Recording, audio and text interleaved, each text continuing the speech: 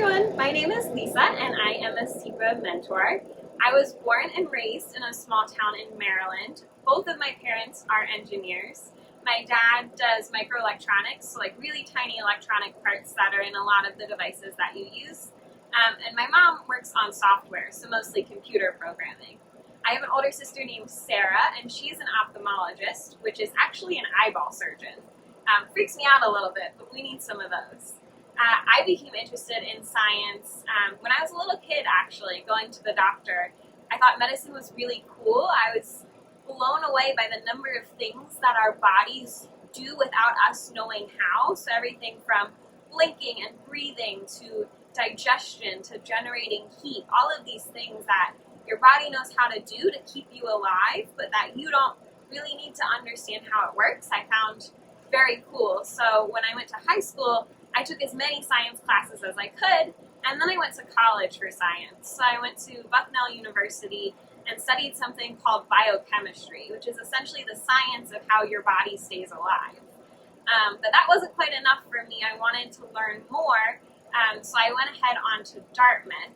And here at Dartmouth, I'm doing a combined degree. So I want to both be able to practice medicine like the doctor that you see when you're sick, and also do research to figure out more about medicine, more about things that we don't know, the things that we can't yet treat or explain. So I wanted to do research.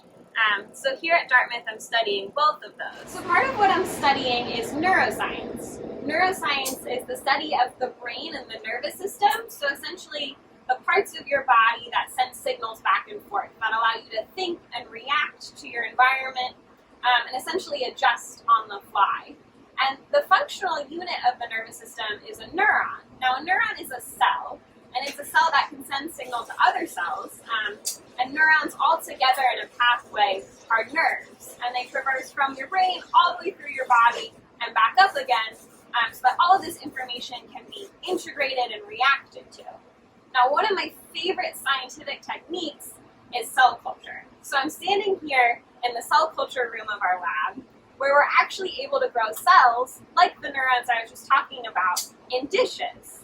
And so to do this, we use these right here, our incubators. And when you open the incubator, you can see a bunch of cells in dishes inside.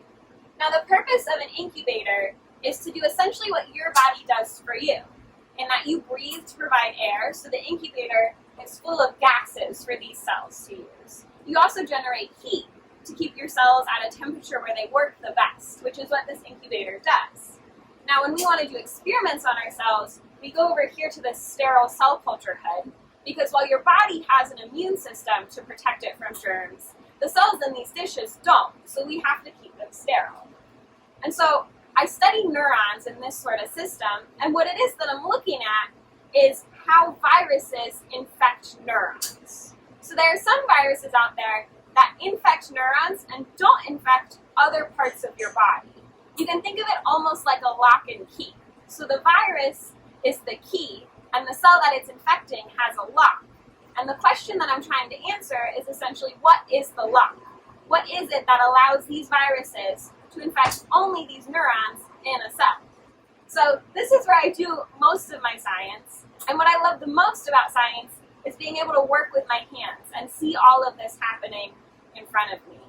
So I can't wait to meet you all and do some science with you.